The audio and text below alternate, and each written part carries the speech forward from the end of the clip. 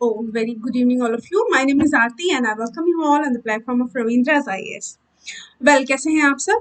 चलिए, स्वागत है आप सभी का स्पोकन के 12th लेक्चर में, ये जहाँ पर हम सीखते हैं बहुत ही ज़्यादा इंटरेस्टिंग थिंग्स जो हमें सिखाती हैं कि छोटे छोटे फ्रेजेस में अच्छी इंग्लिश फ्लुएंटली बोलना कैसे सीखें. तो कैसे हैं आप सब? My name is Aarti and Avinash, Sonika, Hrithik, बहुत बहुत स्वागत आप सबका. ओके चलिए शुरू करें आज का क्लास. और लास्ट क्लास में हमने डिस्कस किया था कि कोविड-19 पैंडेमिक के बारे में आपका क्या ख्याल है. What do you think about this entire things related to कोविड-19. क्या इम्पैक्ट डाला इसने आपकी लाइफ में, उस पर 10 सेंटेंसेस आपको बनाने थे. मैंने कहा था कि कल मैं इसके बारे में बात करूंगी. तो अगर आपने वो सेंटेंसेस बनाए हैं या आपके माइंड में है तो मुझे कमेंट करके बताइए. Okay, very good evening all of you. Ankit, Bhavna, बहुत बहुत स्वागत है आप सभी का. चलिए लेते हैं कुछ वोकैबुलरी और उसके बाद में कॉन्वर्सेशन बिगिनर्स के लिए. अभी तक के बारे में मैं अगर समरी बताऊं कि अभी तक के जो हमारे 10 सेशंस हुए हैं उनमें हमने क्या क्या डिस्कस किया है. 10-11 जो भी सेशंस हुए हैं उसमें मैंने बहुत ही इंपॉर्टेंट वोकैबुलरी मतलब वर्ड मीनिंग्स के बहुत ही इंपॉर्टेंट वर्ड्स डिस्कस किए हैं. इसके साथ ही साथ हमने कॉन्वर्सेशन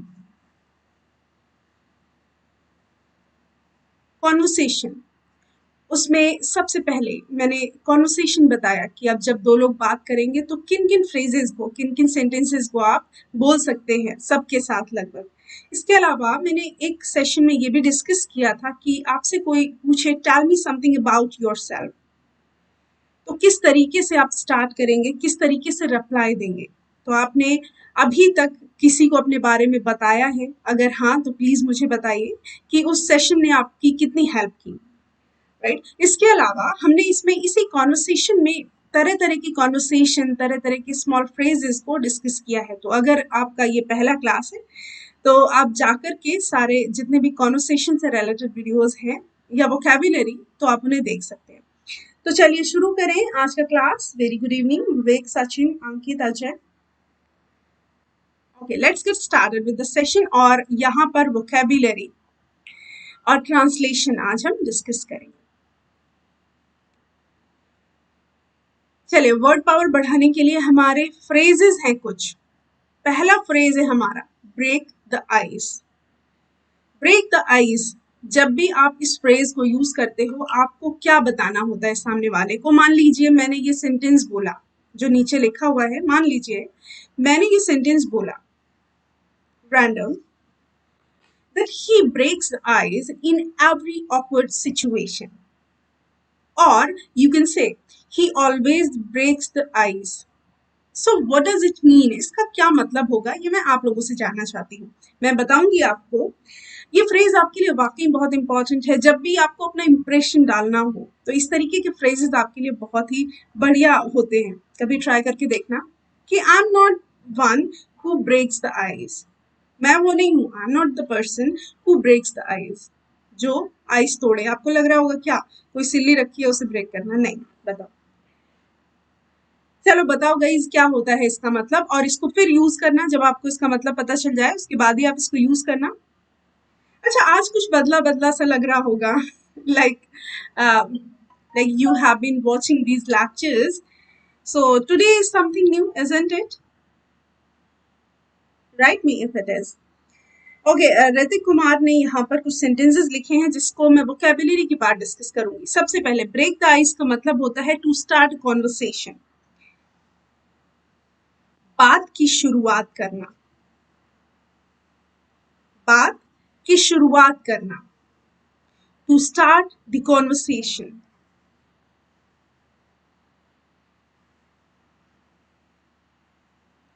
आप लोगों में से बहुत सारे ऐसे स्टूडेंट्स होंगे, बहुत सारे ऐसे लर्नर्स होंगे जो काफी सारी बार स्पोकन क्लासेस में गए होंगे जहां पर इंग्लिश स्पोकन सिखाया जाता है प्रैक्टिकली. तो आप मुझे बताइए कि आपका एक्सपीरियंस कैसा रहा. क्योंकि वहां पर कुछ सेशंस होते हैं, उसमें से एक सेशन होता है उसका नाम ही होता है ब्रेक द आइस सेशन या फिर आइस ब्रेकिंग सेशन, उसमें एक ग्रुप होता है जहां पर मतलब उस ग्रुप में से कोई भी एक पर्सन उठता है और बोलना शुरू करता है, क्योंकि एक ऑकवर्ड सिचुएशन होती है, ऑकवर्ड नहीं, एम्बैरेसिंग बोलेंगे सब, आपको लगता है कि आपकी इंसल्ट ना हो जाए, तो कोई एक ऐसा पर्सन होता है जो कि बोलना शुरू करता है। Okay, to start the conversation. Good evening Santosh, Nishant, Sachin. हाँ, बहुत सारे लोग हैं जिनका ये फर्स्ट क्लास है, तो एंजॉय द क्लास। और पहले मुझे बताइए कि ब्रेक द आइस पर एक तो मैंने सेंटेंस बनाया, दूसरा आप क्या बनाएंगे? इसका मतलब होता है बात की शुरुआत करना।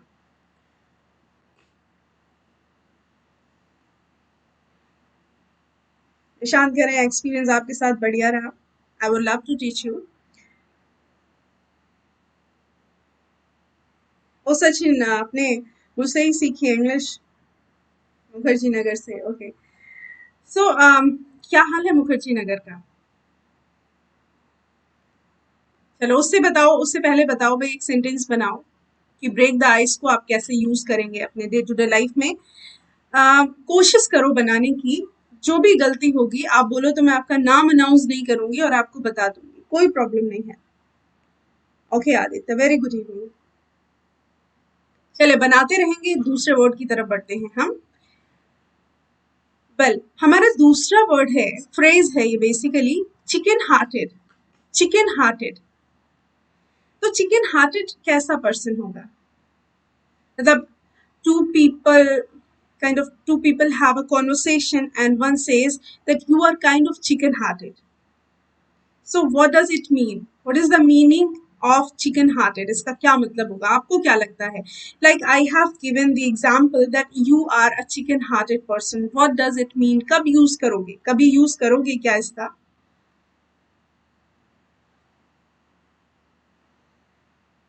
आशु, गुड इवनिंग। आप लोग, हाँ,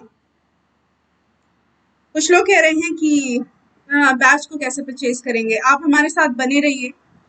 मैंने आपको पहले ही बताया है कि ये स्पोकन की क्लासेस आपके लिए ही हैं स्पेशली। बहुत सारे स्टूडेंट्स का कॉल आया तब जाकर के क्लासेस लगे हैं, और इसमें हम बेसिक से, मतलब बिल्कुल बिगिनर्स अगर आप हैं तो आप इस पे आएंगे और बहुत सारी चीज़ें आपको सीखने को मिलेंगी, और अगर आप अप्लाई करेंगे तो ऑफ कोर्स आपको बहुत बेनिफिट मिलेगा। जैसे chicken hearted, so don't be chicken hearted. Chicken hearted का मतलब है डरपोक।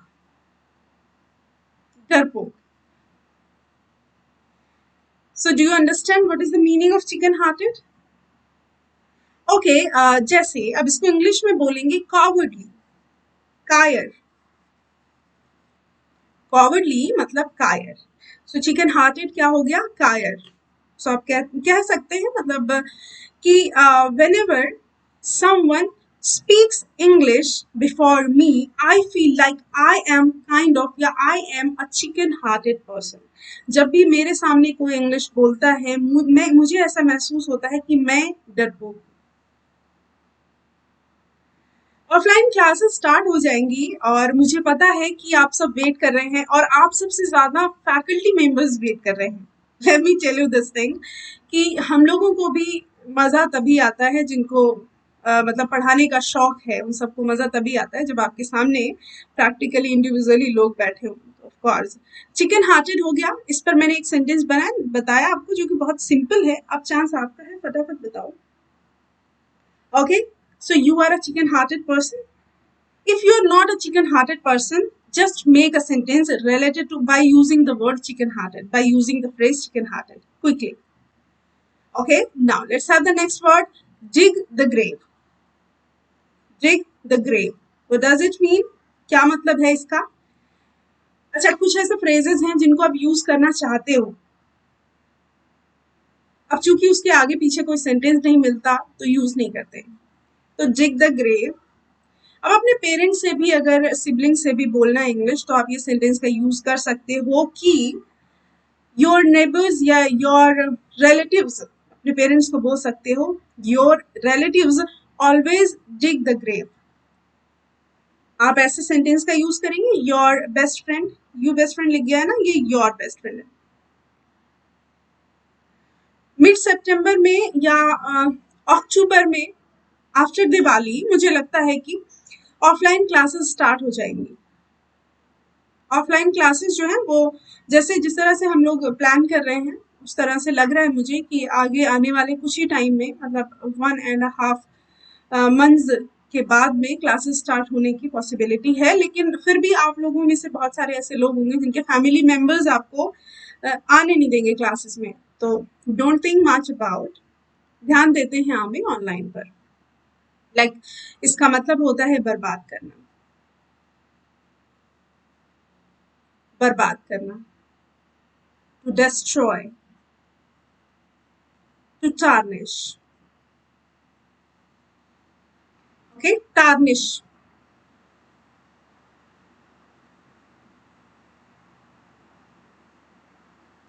टू टार्निश, बर्बाद करना, ओके।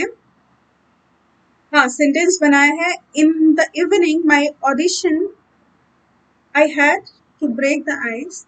हाँ, in my audition, I had to break the ice. Deep wash. हाँ, I was the person who wanted to break the ice. इस तरीके से भी बोल सकते हैं. It's all up to you. ठीक है, dig the grave का मतलब बर्बाद करना. Use it in your life, in your day-to-day conversation easily. Okay, Fabian policy. Fabian policy. What does it mean? Fabian policy का क्या मतलब होता है? The policy of delaying decision. आप अपने घर में कभी ये वर्ड का यूज कर सकते हो, फेबियन पॉलिसी, अपने फ्रेंड्स के साथ में किसी कंपनी के सैलरी के जो मैनेजमेंट है उसको लेकर के, the policy of delaying the decisions, मतलब ऐसी पॉलिसी जिसमें किसी भी कोई डिसीजन जो निर्णय है उसमें कोई भी एक्शन होना है उसमें देरी की जाए। मान लीजिए आपको सैलरी मिलती है थर्ड किसी मंथ की 3 तारीख को और फेबियन पॉलिसी अप्लाई हो गई, मिल रही है 13 को और 14 को या इससे भी ज्यादा, तो फेबियन पॉलिसी एक ऐसी पॉलिसी होती है जहां पर लोग अपने डिसीजन को डिले करते रहते हैं, ओके, देरी से, है ना, देरी से काम करने वाली पॉलिसी, तो हिंदी में होगा देरी से काम करने वाली, काम करने का अंदाज, बेसिकली देरी से काम करने का अंदाज।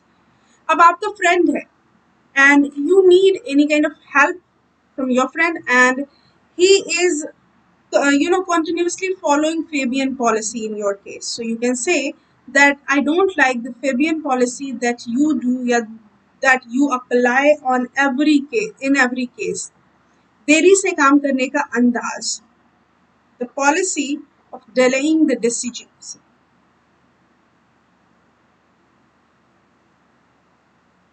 okay, समझ आई ये बात? ये बात समझ आई फेबियन पॉलिसी का क्या मतलब होता है? दिस कंपनी, जैसे एक सेंटेंस बनाया, this company follows Fabian policy, okay, this company, ये जो कंपनी है ये हमेशा इसका अंदाज ये देरी से काम करने का। इन टर्म्स ऑफ सैलरी भी लिख सकते हैं, in terms of giving salary to the workers, आगे अगर सेंटेंस बढ़ाना है तो ऐसे भी लिख सकते हैं, in terms of giving salary to the workers this company follows Fabian policy. समझ आ रही है बात? सिंपल वर्ड्स है। अच्छा, वॉइस क्लियर है आज? Because I am not using mic right now.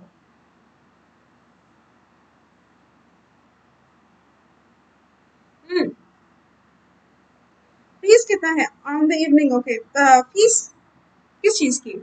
ये तो फ्री है, आराम से पढ़िए, बस मैं वेट करूंगी यहाँ पर। जब आप फीस दे देते हैं तो आप टीचर का वेट करते हैं, और जब टीचर फ्री पढ़ाते हैं तो टीचर स्टूडेंट्स का वेट करता है। तो ये वो वाला मतलब सेशन है जिसमें टीचर वेट करता है कि भाई आ जाओ पढ़ लो। तो इसमें किसी को किसी भी तरीके का स्पोकन क्लास में किसी भी तरीके का कोई फीस देने की जरूरत नहीं है। आपका बहुत स्वागत है, यू ऑल आर वेलकम। चलो नेक्स्ट है आपका वर्ड हरक्यूलियन टास्क। जरा बोल के तो देखो कितने लोग इसको सही से प्रोनाउंस कर सकते हैं। Okay, the word is Herculean task, जिसका मतलब होता है बहुत ही मुश्किल कार्य, उतना ही मुश्किल जितना इस वर्ड को यूज करने में हमें एफर्ट देना पड़ता है, उतना ही मुश्किल हरक्यूलियन टास्क। ओके, बहुत ही मुश्किल कार्य, कठिन कार्य, hard task. To qualify the exam is Herculean task for him. Exam को क्वालिफाई करना उसके लिए बहुत कठिन कार्य है। तो ये तो हमेशा याद रहेगा क्योंकि इसका नाम लेना ही इतना कठिन है, इसका मतलब भी वही है, कठिन कार्य। Okay, so you have been enjoying the session और not, please let me know. क्या इस सेशन को आप एंजॉय कर पा रहे हैं या फिर माइंड में चल रहा है अरे ये तो फ्री है कभी भी देखें। Okay, Herculean task to collect the students in my free spoken class is turning Herculean task for me. Making vaccine is turning Herculean task for the government. Of course, Sonika, I do agree with you. Rahul, very good evening. So, what do you think about the vaccine? Is that coming at the end of the year? Like, I'm not putting my view over this, but मैं just पूछ रही हूँ क्या जो vaccine बन रही है ये इस साल के खत्म होते तक आ जाएगी? आपको क्या लगता है इंडिया में? या फिर लोग ये कहेंगे कि भाई ठीक है, अब हमें वैक्सीन की जरूरत ही नहीं है, हम खुद ही इतने, मतलब हमारा माइंड, अब हमें इतना डर ही नहीं है कि वैक्सीन आए ना आए, we don't even care about. Okay, हाँ, एक टाइम के बाद हमारा मतलब एंटीबॉडीज भी बहुत अच्छा काम करने लगती हैं, और ऊपर से इंडिया में लोग इतने ज्यादा मतलब डिसिप्लिन्ड हैं कि सोशल डिस्टेंसिंग का भी बहुत अच्छे से पालन कर रहे हैं, and they use mask every time, they don't go out, they don't step out without having mask on their face. So what do you think? सारे इतने डिसिप्लिन है कि कोरोना अपने आप चला जाएगा। So we don't wait, we don't wait. Okay ना, चलो बिगिनर्स के लिए अभी आ रहा है हमारा फ्रेजेस में स्पोकन का सेशन। हम डिस्कस करेंगे स्मॉल फ्रेजेस, और फ्रेजेस का जितना भी कॉन्वर्सेशन का जो हमारा सेक्शन है, जिसको इंग्लिश आती नहीं आती सबके लिए है, आपको रिपीट करके देखना है। देखो, बहुत सारे आप में से ऐसे होंगे जिनका ग्रामर बहुत ही बढ़िया होगा, और जब भी वो सेंटेंसेस बोलते होंगे तो अगर उनसे मैं बोलूं कि इसको इंग्लिश में ट्रांसलेट करो तब सही है, लेकिन अगर मैं उनसे कॉन्वर्सेशन के लिए बोलूं तब उन्हें ग्रामर का याद नहीं रहता। वो इसीलिए कि आप प्रैक्टिस कम करते हैं और लोगों से आप बातें नहीं करते इंग्लिश में। तो आपको बोलना भी है, प्रैक्टिस भी करना है।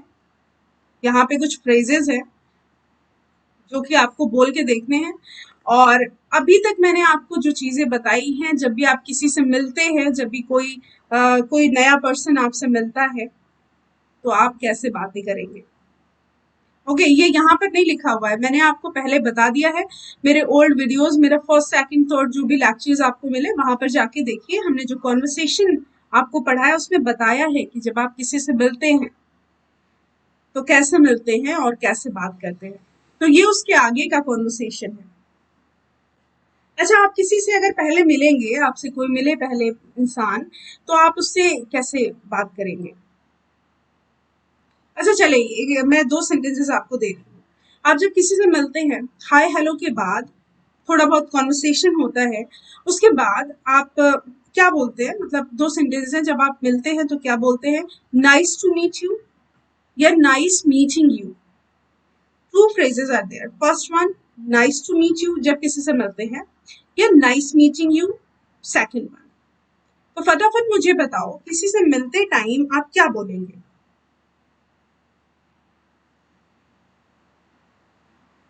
ऑनलाइन क्लासेस समझ नहीं आती है जो ऑफलाइन पढ़ते रहते हैं ना उनको थोड़ा सा मतलब इशू होता है, बट या it's okay, we don't have any other option, और तब जब सब कुछ फ्री चल रहा है, अभी हमारे पास ऑप्शन नहीं। Sonika, you made it incorrect. देखो, जब हम किसी से मिलेंगे, मैं आपसे पहली बार मिलूं, मैं बोलूंगी nice to meet you, nice to meet you या प्लीज्ड टू मीट यू। हमेशा याद रखना, जब किसी से मिलेंगे तो उससे या तो बोलेंगे प्लीज्ड टू मीट यू या फिर बोलेंगे नाइस टू मीट यू। बहुत सारे स्पोकन वाले इस बात को नहीं समझते और वो आपसे मिलते ही बोल देते हैं नाइस मीटिंग यू या प्लीज मीटिंग यू। एक बात हमेशा याद रखो, जब आप किसी से बाय बाय करने वाले होते हैं, जब आप किसी को छोड़ के जा रहे होते हैं, बाय बोल रहे होते हैं, when you leave the place, तब आपको बोलना है nice meeting you. You need to speak nice meeting you, not nice to meet you, because ये तो मिलने वाला कि आपको मिलके अच्छा लगा, अब बस नाइस नाइस मीटिंग यू मतलब अब आप निकल लो, बढ़िया लगा जो भी हुआ। तो इस तरीके से, तो ये जब मिलेंगे हाय वाला बात हुई, और बाय वाली बात क्या हुई, नाइस मीटिंग यू।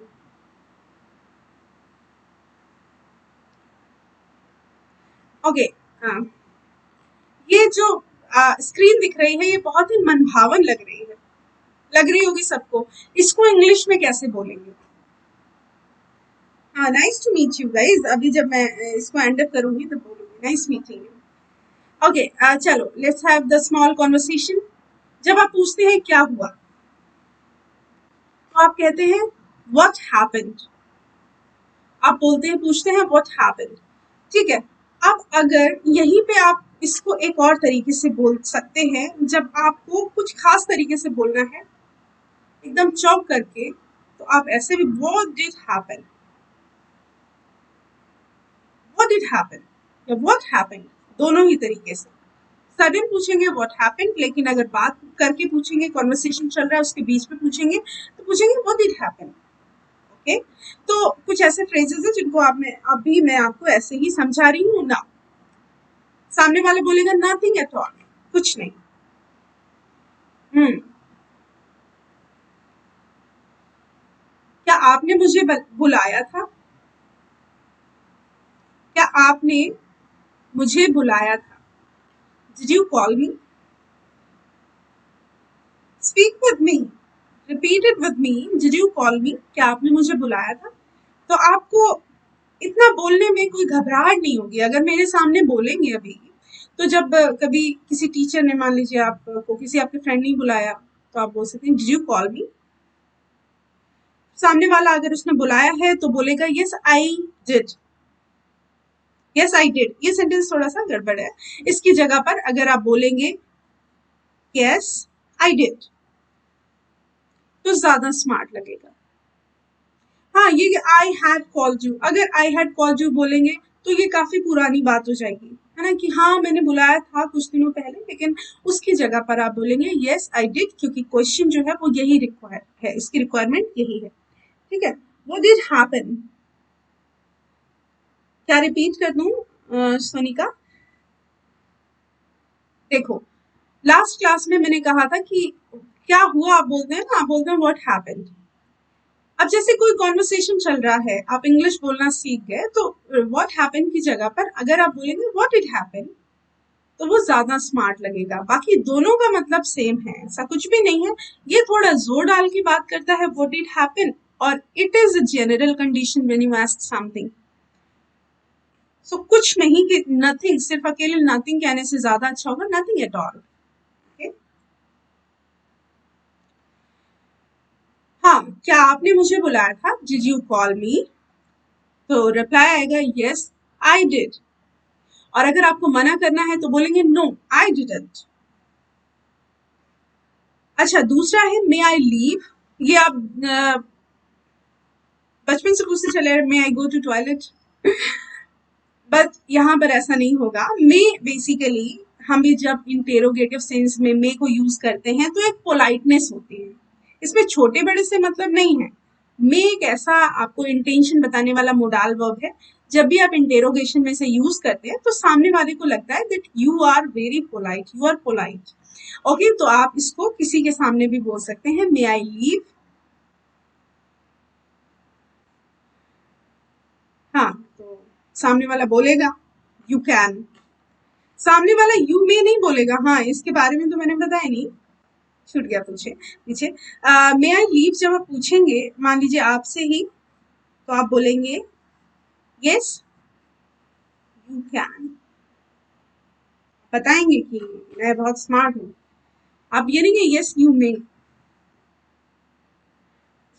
एक काम करोगे, देखो ये है छोटा सा ही, लेकिन इसको इंग्लिश में बड़े अच्छे से बोलते हैं। कैसे बोलते हैं?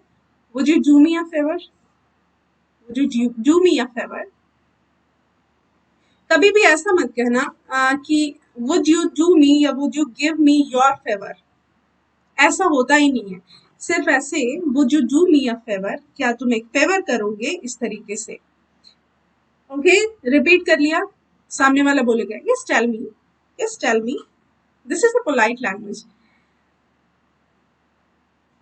चलो दूसरा स्टेटमेंट है, is it a holiday today, is it a holiday today.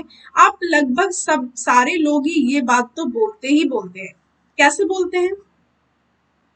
अगर आपके माइंड से सोच के देखूं कि आज छुट्टी, क्या आज छुट्टी है, तो इसको कैसे बोलेंगे? क्या यही सेंटेंस आप यही इसी तरीके से यूज करते हैं कि is it a holiday today? अगर नहीं यूज करते तो यूज कीजिए, is it a holiday today. तो सामने वाला कहता है हाँ आज हॉलीडे है, आज बच्चों के स्कूल बंद है। कैसे बोलेंगे? Yes, the children have a holiday from school today. आज बच्चों के स्कूल बंद हैं। तो आप क्या बोलना चाहते हैं अगर बच्चों को बीच में लाए? द स्कूल्स आर क्लोज्ड, इस तरीके से बोलेंगे फॉर चिल्ड्रन? नहीं, आप बोलेंगे yes, the children have a holiday from school today. Okay, now आप परेशान हैं क्या? You use you use it every day, like आप हिंदी में जरूर रोज लोगों से पूछते हो कि आप परेशान हैं क्या? Are you upset? Are you upset? सामने वाला बोलेगा नो आई एम ओके। ज्यादातर लोग जब हमारा मतलब ऐसा फॉर्मल कॉन्वर्सेशन होता है उसमें अगर कोई आपसे पूछे कि आर यू अपसेट, तो आप कहता है नो आई एम फाइन, या आप थैंक यू भी बोल सकते हैं, I am fine thank you. तो ये फॉर्मल लैंग्वेज में। हाँ, अगर आपका फ्रेंड ने पूछा आर यू अपसेट, तो आप क्या बताएंगे? Yes, it was a horrible day, the time is turning horrified, इस तरीके से बातें करेंगे। ओके, हाँ मुझे आपसे पढ़ाई के बारे में कुछ पूछना है, ये तो टीचर से बोल सकते हैं। अपनी टीचर से क्या बोलेंगे? मुझे आपसे पढ़ाई के बारे में कुछ पूछना है। चलो रिपीट करके मुझे बताओ, मैं आपसे पूछ रही हूँ, हाँ मुझे आपसे पढ़ाई के बारे में कुछ पूछना है, आप कैसे बोलेंगे? Yes, I need to ask you something about या something regarding my studies. Okay, I need to ask you something regarding studies. Repeat किया। उसके बाद आप क्यों तकलीफ करते हैं? Why would you take so much trouble? इसको ऐसे भी बोल सकते हैं जब आप पूछते हैं उन लोगों को कि तू टेंशन मत ले। हम अपने जैसे जब हम कैजुअली कॉन्वर्सेशन करते हैं तो हिंदी में बोलते हैं तू टेंशन क्यों लेती है, या तू तू टेंशन क्यों लेता है। इस लैंग्वेज को अगर इंग्लिश में बोलेंगे, why would you take so much trouble. Okay, तो क्या बोलेंगे? Why would you take so much trouble, why would you take so much trouble. बोल के देखिए, ऐसा लगेगा टंग ट्विस्टर है, बीच में गड़बड़ी भी हो सकती है, but that would be okay. Okay, इसमें तकलीफ की कोई बात नहीं है। There is no question of taking trouble at all. ये बहुत बढ़िया है। अगर आप पूरे कॉन्वर्सेशन में मार्क करना चाहें तो ये आपके लिए बहुत अच्छा sentence. There is no question of taking trouble at all, कोई बात ही नहीं है परेशानी की, तुम बोलो तो। There is no question of taking trouble at all. Pronunciation के बारे में ध्यान मत देना तुम लोग कि कैसा प्रोनाउंसिएशन है मेरा, मतलब मैं कभी कभी ऐसा होता है कि आप लोग सोचते हैं कि मैं इस एरिया से हूं तो हमारी कॉन्वर्सेशन में थोड़ा थोड़ा मतलब लगता होगा इंग्लिश के प्रोनाउंसिएशन में। एक टाइम के बाद जब आप इंग्लिश को बोलने लग जाएंगे या इंग्लिश को प्रैक्टिस करने लग जाएंगे तो कोई पहचान नहीं पाएगा कि आप किस एरिया से, किस रीजन से आते हैं इंडिया में। तो that is okay, there is no question of taking trouble about it. इसके बारे में आपको चिंता करने की कोई जरूरत नहीं है। तो आप बोलते हो डोंट वरी अबाउट इट, उसकी जगह आप क्या ढूंढ रहे हो? मान लीजिए आप कोई इंग्लिश की कोचिंग मुखर्जी नगर में ढूंढ रहे हो, what are you looking for? आपको मिल नहीं रही है, कोई पूछ सकता है कि what are you looking for? I am looking for taking admission in a coaching, इस तरीके से आप बता सकते हो। अब यहाँ पे एक दूसरा काम हो रहा है, कह रहा है आई am looking for my book, I have a query, I have करी, हाँ बिल्कुल सही है, आई हैव बस आर्टिकल लगाना है आपको। अच्छा, आप लोगों के साथ में जो सबसे अच्छी बात है कि आप सेंटेंसेस इंग्लिश में फटाफट बना लेते हैं, जितने भी मेरे साथ जुड़े हुए हैं। थोड़ा सा इशू आता है जब आप आर्टिकल्स का ख्याल नहीं रखते। आर्टिकल्स जो हैं वो भले ही हमारा सबसे सिंपल टॉपिक हो इंग्लिश ग्रामर का, लेकिन वो उतना ही ज्यादा इंपॉर्टेंट है। स्पोकन के लिए आपको आर्टिकल्स लगाना ही लगाना है। कोई भी काउंटेबल नाउन हो, कोई भी अनकाउंटेबल नाउन हो, या कोई भी प्लूरल काउंटेबल नाउन हो, सिंगुलर काउंटेबल नाउन हो, आपको आर्टिकल पुट करना ही है। जैसे आर्टिकल ए और एन है ना, हमेशा कोई भी सिंगुलर काउंटेबल नाउन है अगर, तो आर्टिकल ए और एन में से कोई ना कोई जरूर लगाएंगे अकॉर्डिंगली। समझ रहे हैं ना मेरी बात को, कि अगर आपका साउंड स्टार्टिंग में कॉन्सोनेंट है, मैं एक बार इसलिए बता रही हूँ क्योंकि आप लोग इसमें बहुत गड़बड़ियां करते हो। अगर कॉन्सोनेंट है और अगर वोवेल है तो क्या करेंगे। अगर साउंड की बात कर रही हूं तो अगर आपका कॉन्सोनेंट साउंड है तो आर्टिकल ए लगाएंगे। किसके पहले, किसी भी सिंगुलर काउंटेबल नाउन के पहले, भूलना ही नहीं है, आर्टिकल आपको ए लगाना है। अगर वोवेल है, साउंड वोवेल का है, तो आप एन आर्टिकल जरूर लगाएंगे। कब, सिंगुलर काउंटेबल नाउन के पहले। ये याद ही रखना है। सिंगुलर काउंटेबल में किसी को कोई कंफ्यूजन, जैसे इसने कहा आई हैव क्यों, आई हैव अ क्वेरी, मैं अपनी किताब ढूंढ रहा हूं, आई am looking for my book. अब मुझे क्या करना चाहिए, what should I do now, what should I do now. ये काफी सिंपल है, what should I do now. अगर कहो अब मैं क्या करूंगी लाइफ में, अब तो कोविड-19 पैंडेमिक है, कोचिंग्स नहीं खुल रही हैं, अब मैं सोच रही हूँ कि अब मैं क्या करूंगी, तो आप बोलेंगे what would I do now. What would मतलब शुड जो है ना, इसकी जगह पे अगर आपने वुड लगा दिया तब आप कंसर्न हो जाओगे अपने फ्यूचर को लेकर के। What would I do now कि अब मैं क्या करूंगी। ओके, सो दो डिफरेंट स्टेटमेंट्स हैं, दो डिफरेंट मीनिंग्स हैं, हमेशा याद रखना।